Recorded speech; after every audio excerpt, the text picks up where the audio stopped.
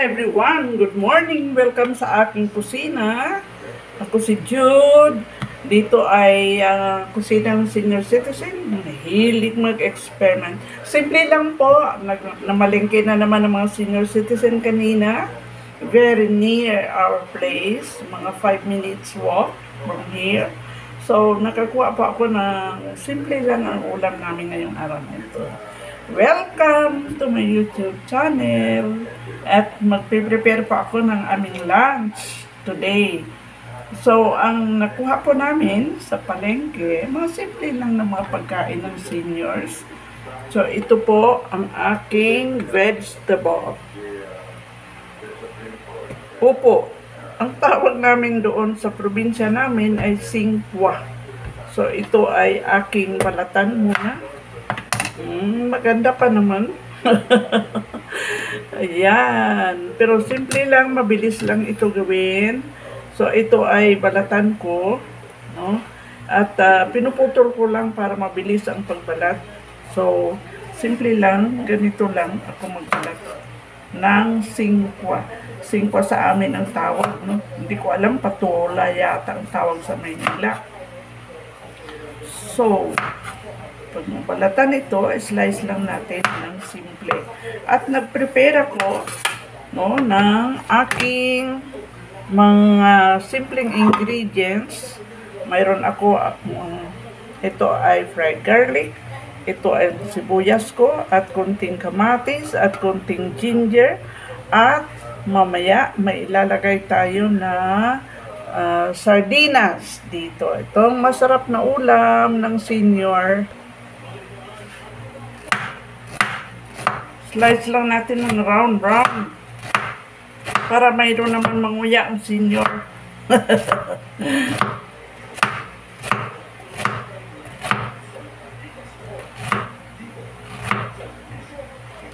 Itong pinaka mabilis gawin at ito ang pinaka mura lang gawin, no? Mura lang na menu ng senior citizen.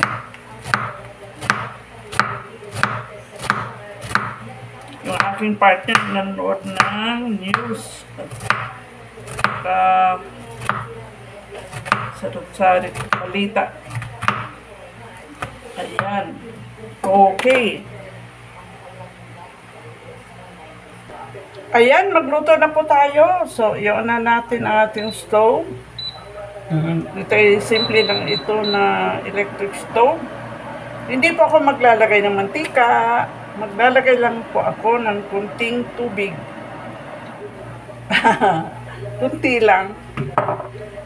So, usually po ito ay ginigisa. Pero ako maglagay ako lang kunting-kunting tubig lang dyan. So, hindi ako maglagay ng mantika. Yan lang ang aking pagkakaiba sa pagluluto nitong ating menu, no? And then dito pagkulo natin, no? Ayan, kasi kunti lang ang tubig. Ilagay ko na yung aking bawang.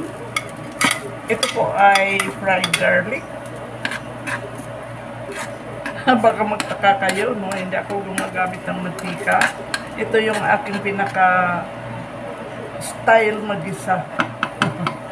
And then, maglagay tayo ng sibuyas. Unique, ano? Sige lang. Pero ito ay garanti masarap. Next to bawang is our tomato.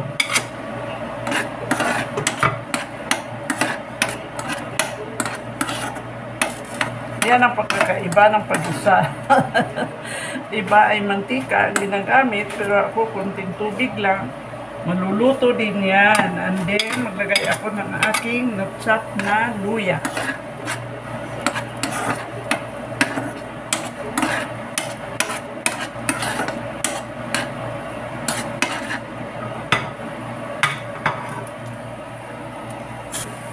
At ilagay ko na yung aking sardinas. Kahit anong sardinas ay pwede, no?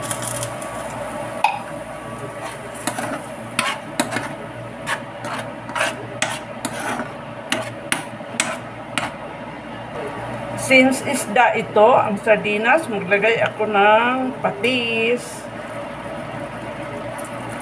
to taste.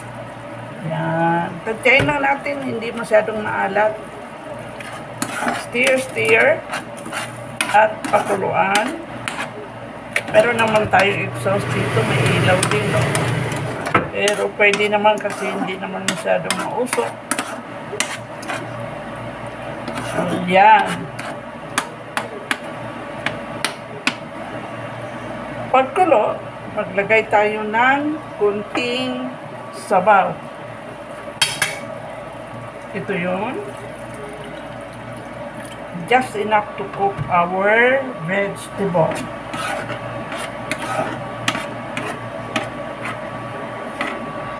Pakuluan. Optional lang po. Pwede naman kayong maglagay ng kunting toyo. Ayan. Ayan. Kumukulo na. Ilagay na po natin yung ating vegetable.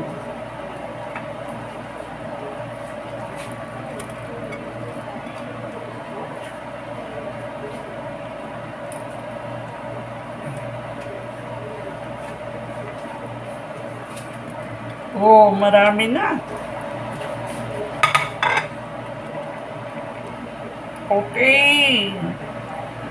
Let's boil ito para maluto. Takpan natin para mabilis.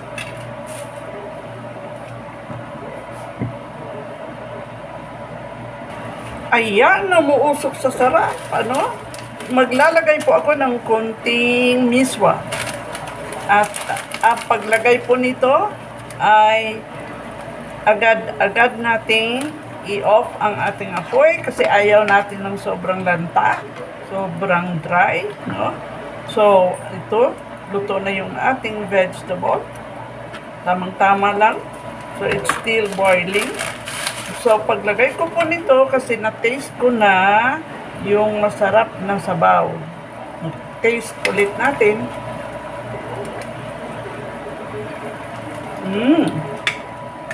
Ang sarap na higupin. So, mag-change tayo ng ating sandok. Okay. Naglagay ako ng konting miswa. Mahaba naman. Medyo putol-putulin ko lang. At kunti lang kasi baka mag-sobrang dry. At i-off na natin ang ating apoy. Yan. Kasi ayaw natin ng sobrang lanta na yung ating miswa. Kasi mabilis lang ang pagkaluto nito. That's it. Masarap na ulam ng senior citizen. Masustansya na, mura pa, mabilis pa gawin. At masarap. Okay. This is done. Mamaya gagawa tayo ng masarap na dessert, no?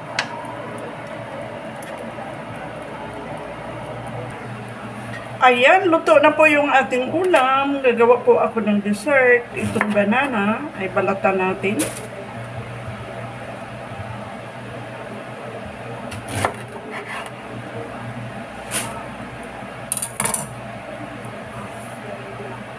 Hindi po ito overripe na banana, no? Medyo matigas pa, no? Kasi masama din po yung overripe na banana para sa atin mga seniors. Masyadong confused, ano? So, ito ay medyo matigas pa, hindi naman siya green na green, pero tamang-tama lang ang pagkahinog, no? At ito ay slice ko pag ganito muna para medyo maliit lang. Yan. Tapos 1/4.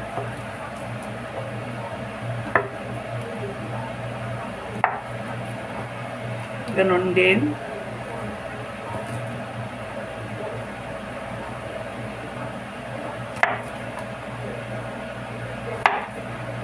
Pwedeng saba, pwedeng latundan or lakatan, kahit ano po ang gusto nyo.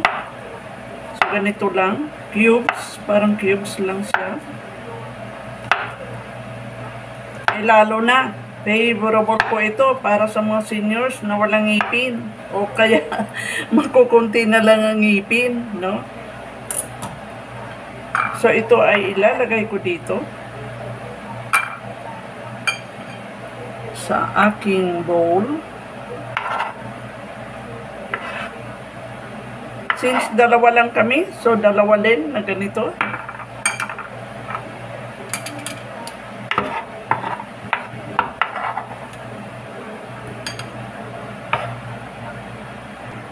Ayan, kasi may ginawa kasi ako na gelatin color yellow. Ito yung ginawa ko kanina lang, mga 30 minutes after. Ito ay firm na, pwede nang kainin. So wala po itong sugar. Kanina lang naglagay po ako ng isang evap milk.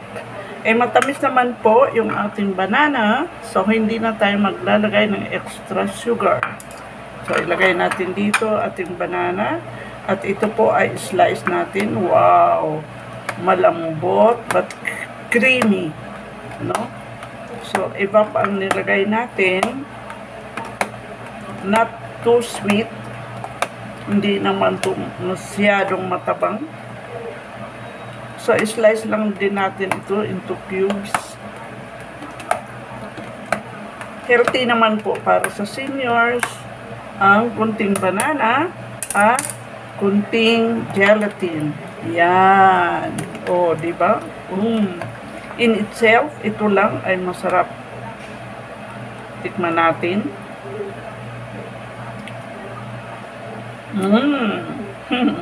Malambot na masarap.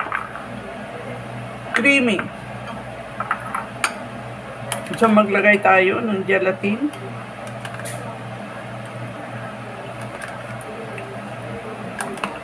Madali lang gawin ito. One more. Favorable ito sa senior. Kahit mahina ang ngipin o kaya walang ngipin, ay masarap kainin. Malinamnam na, flavorful pa. That's it. Ito na po yung ating dessert. At plating tayo ng para sa ating vegetable. And then mix with banana. On top, pwede kayong maglagay ng cheese. No? Kung gusto ninyo, optional din yun. Pwede lagyan ng cheese, grated cheese. O, diba? Lalong masarap. Kasi malinamnam at mag-balance yung sweet at saka medyo maalat-alat na cheese. That's it. Ito yung ating dessert. Ayan. At ating i-transfer yung ating ulam dito, yung ating vegetables. Creamy na yung ating vegetable. Wow! Kahit hindi na po tayo kumain ng kanin nito, ito na lang ang kakainin natin. Very simple, very easy, very budget friendly. See this? Wow! See? At hindi po natin dinurog ang ating sardines. Ito po yung buo. Buo pa, no? Ating sardines. Any brand will do. No? Well, yummy! Ready for our lunch today. So, our ulam, sardines with miswa. And our dessert is with banana and gelatin. Well, thank you very much for watching my vlog, no? At doon po, sa hindi pa nag-subscribe ng aking YouTube channel, bye! Paki-subscribe po, you watch, like, and subscribe Jude's vlog. Bye-bye. God bless us all. Let's eat, everyone. Thank you for watching. See you in my next video.